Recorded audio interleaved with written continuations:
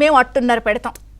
ఇది ప్రతిపక్షంలో ఉన్నప్పుడు కూటమి పార్టీలో ఉన్నటువంటి 3 పార్టీలు కూడా పదే పదే ఆనాడు అధికారంలో ఉన్నటువంటి మంత్రులకు కానీ ఎమ్మెల్యేలకు కానీ ఇష్టారాజ్యంగా రూల్స్ అన్నీ మర్చిపోయి వాళ్ళకి సహకరిస్తున్న ఐఏఎస్ ఐపీఎస్లకు కానీ చంద్రబాబు గారు కానీ పవన్ కళ్యాణ్ గారు కానీ బీజేపీ నాయకులు కానీ ప్రజల్లోకి వెళ్ళినప్పుడల్లా పదే పదే చెప్పిన మాట ఇది. మీరు అట్టు పెట్టారా, మేము అట్టున్నర పెడతాం అన్నట్టుగానే ప్రభుత్వం ఏర్పడింది. అఖండ విజయం సాధించారు వీళ్ళు. 9 నెలల్లో అట్టున్నర కాదు, ఏకంగా వాయినాలే పెడుతున్నారు వీళ్ళు. ఎలా అంటే వివరాల్లోకి పెడితే ఇప్పటి వరకు కూడా అధికారాన్ని అడ్డం పెట్టుకుని ఆరోపణలు ఎదుర్కొంటూ ఇష్టారాజ్యంగా అవినీతికి పాల్పడిన ప్రతి ఒక్కరిపై కూడా ఏదో కక్ష సాధింపుగా కాదు, పూర్తి ఆధారాలతో పూర్తి ససాక్ష్యాలతో ప్రజల ముందు నిలబెట్టారు, చట్టం ముందు నిలబెట్టారు, అరెస్టులు చేస్తున్నారు, విచారణలు కొనసాగుతున్నాయి. ఒక్కొక్కటిగా 9 నెలల్లో చూస్తే అప్పుడున్నటువంటి అమాత్యులు మొదలుకుని ఇప్పుడు విడుదల రజనీ వరకు కూడా అన్నిటిలో కూడా ఇదే తంతు కొనసాగుతోంది. పూర్తి స్థాయి సాక్ష్యాలతో, పూర్తి స్థాయి ఆధారాలతో, పూర్తి స్థాయి ఆ రోజు ఉన్నటువంటి బాధితులు బయటకు వచ్చి జరిగింది ఏమిటి అని చెప్పిన దగ్గర నుంచి అన్నీ ఇదే చూస్తున్నాం.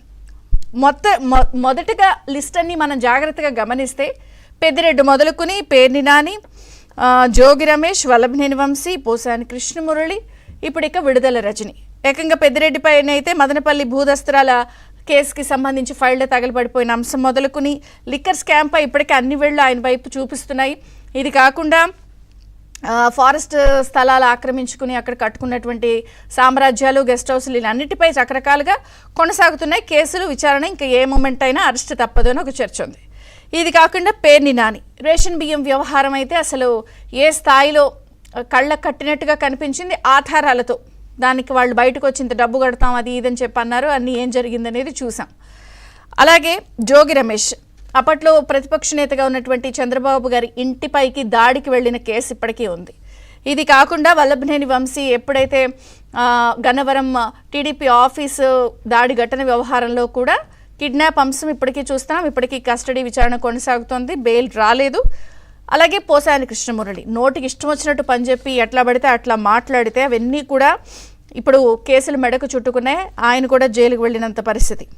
ఇంకొక పక్కన ఇప్పుడు విడుదల రజనీ అంశం, ఇంకో మరొక పక్కన రోజా గారిది ఆడుదాం ఆంధ్ర అవినీతి ఆరోపణలు కూడా త్వరలో మొదలు కాబోతాయి అంటున్నారు. ఇంకా స్వయాన కొడాలి నాని అయితే అటకపైన ఒక ఫైల్ తీశారు, దులుపుతున్నారు అని చెప్పి ఆయనకు కూడా క్లారిటీగా ఉంది, హింట్ ఏం జరుగుతుంది ఏం జరగబోతుందని. ఇక విడుదల రజనీ అంశం విషయానికి వస్తే ఏకంగా ఏసీబీ రంగంలోకి దిగింది. పల్నాడు జిల్లా ఎడ్లపాడులో ప్రధానంగా శ్రీ లక్ష్మీ బాలాజీ స్టోన్ క్రషర్ యజమానిని బెదిరించిన కేసు ఇప్పుడు మెడకు చుట్టుకుంది ఏసీబీ. ఈ కేసు ఏంటంటే అప్పుడు ఆవిడకి ఇంకా మంత్రిగా కూడా ఆవిడకి ఇవ్వలేదు, ఎమ్మెల్యేగా ఉన్న టైంలోనే అసలు కలెక్షన్ క్వీన్ అని చెప్పి ప్రతిపక్షాలన్నీ ఆ రోజుల్లో ఆవిడని ఆరోపణలు చేశాయి. కేవలం ఎమ్మెల్యేగా ఉన్న టైంలోనే శ్రీ లక్ష్మీ బాలాజీ స్టోన్ క్రషర్ యజమాని దగ్గరికి తన పిఏని పంపించి మేడం రమ్మంటున్నారని చెప్పి వెళ్ళి పిలిపించుకుని 5 కోట్ల రూపాయలు ఇవ్వాలి లేకపోతే స్టోన్ క్రషర్ నడవనివ్వమని బెదిరించిన అంశం.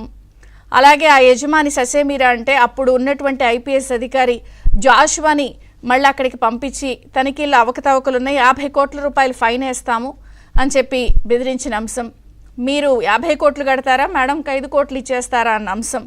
అన్ని పూర్తి స్థాయిలో ఆధారాలతో విజిలెన్స్ అన్ని ఆధారాలు సేకరించింది, నిజమని తేలింది. 5 కోట్ల రూపాయల్లో 2.20 కోట్ల రూపాయల్లో 2 కోట్లు విడుదల రజనీ గారికి, 10 లక్షలు అప్పుడు ఐపీఎస్ జాషువా గారికి, ఒక 10 లక్షల రూపాయలు ఆవిడ పిఏకి ఇచ్చినట్టుగా కూడా విజిలెన్స్ తేల్చింది. ఈ నేపథ్యంలో ఆవిడని విచారణ కోరుతూ ఏసీబీ గవర్నర్కి లేఖ రాసింది. ఏ మూమెంట్ అయినా అరెస్ట్ చేస్తారు, విచారణకి పిలిపిస్తారు అన్న చర్చ ఉంది. మరొక పక్కన ఐపీఎస్ జాషువా, పల్లె జాషువాకి సంబంధించిన విచారణ విషయంలో లైన్ క్లియర్ అయింది. అయితే ఇంతవరకు ఆధారాలతో క్లియర్ కట్గా ప్రభుత్వం వెళ్తోంది. అన్నీ కూడా ఎక్కడ కక్ష సాధింపు లేదు, క్లియర్గా ఆధారాలు విజిలెన్స్ తేల్చింది. కానీ విడుదల రజనీ గారు ప్రెస్ మీట్ పెట్టి ఒకటే మాట అంటున్నారు. అదేంటి అబ్బాయి నువ్వు తాడి చెట్టు ఎందుకు ఎక్కావు అంటే దానికి రకరకాల ఆన్సర్లు వస్తాయి కదా. అవినీతి ఎందుకు చేశావు అని అడిగితే నేను బీసీ మహిళ మీద ఇలా కక్ష సాధింపు చర్యలు చేస్తారా, రెడ్ బుక్ రాజ్యాంగం నడుస్తోంది, లోకేష్ గారు చెప్పినట్టు చేస్తున్నారు. ఇది రెడ్ బుక్లో ఉంది. మీరు అవినీతి ఎందుకు చేశారు, విజిలెన్స్ ఇన్ని కోట్ల రూపాయల డబ్బులు మీరు దోచుకున్న వ్యవహారాల్ని బెదిరించిన అంశాలని తేల్చిందని అంటే బీసీ మహిళ అంటున్నారు. అసలు ఎక్కడైనా సరే మరి అవినీతి విషయంలో పలానా కులం వాళ్ళు చేయకూడదు, పలానా కులం వాళ్ళు చెయ్యాలి, లేదా ఈవిడ రజనీ గారు మరి అవినీతి చేస్తున్నప్పుడు వారి కులానికి సంబంధించి వసూలు చేసిన 2 కోట్ల రూపాయలని మరి వాళ్ళకు కూడా పంచారా అన్నది చర్చ నడుస్తోంది. ఇక్కడ అవినీతి ఎందుకు చేశారు అంటే కులం కార్డు వాడుతున్న అంశం తెర మీదకు వస్తుంది. సో ఇలా కులం కార్డు వాడి సంబంధం లేని ఆరోపణలు చేస్తూ కన్ఫ్యూజ్ చేస్తూ తప్పించుకోవాలనే అంశం ఒక అంశంగా ఉంటే, ఇక్కడ ఇంకొక అంశం ఏమిటంటే ఆవు కథ చెప్తూ ఉంటారు కదా, మనకి ఆవు కథ కాదు చీమ కథ. చీమ ఎందుకు గుట్టామంటే ఏవో లింకులు చెప్తూ ఉంటారు, పుట్టలో ఏల్దేక వెళ్తూ ఉంటుంది. అలాగే అసలు మీరు అవినీతి ఎందుకు చేశారు అంటే లావు శ్రీకృష్ణదేవరాయలు గారు ఎంపీ గారు నా కాల్ డేటా తీయించారు అన్నట్టు మళ్ళీ అర్థం లేకండి. మీరు అవినీతి ఎందుకు చేశారు అంటే లావు శ్రీకృష్ణదేవరాయలు గారు డేటా తీయించారు అని అంటారు. మీరు తాడి చెట్టు ఎక్కారు, ఎందుకు ఎక్కారు, అవినీతి ఎందుకు చేశారు అంటే నేను బీసీ మహిళ అంటూ కన్ఫ్యూజ్ చేస్తూ సంబంధం లేని ఆరోపణలు చేస్తూ రెడ్ బుక్ అంటూ ప్రభుత్వంపై ఒక రకంగా ఎదురుదాడి చేయడాన్ని కూడా ఎలా చూడాలని అంటున్నారు. మొత్తంగా ఈ అరెస్ట్ తప్పదా? సో ఈ చేస్తున్నటువంటి కన్ఫ్యూజ్ ఆరోపణలతో క్లియర్ కట్గా ఇరుక్కున్నానని ఆవిడకి అర్థమైందా? నెక్స్ట్ కొడాలి నాని, రోజా వంతేనా? సో నేడే విడుదల చాప్టర్ 4 అంశాలన్నీ చర్చిద్దాం. చిన్న విరామం తర్వాత చర్చ ప్రారంభమవుతుంది. చూస్తున్నానండి.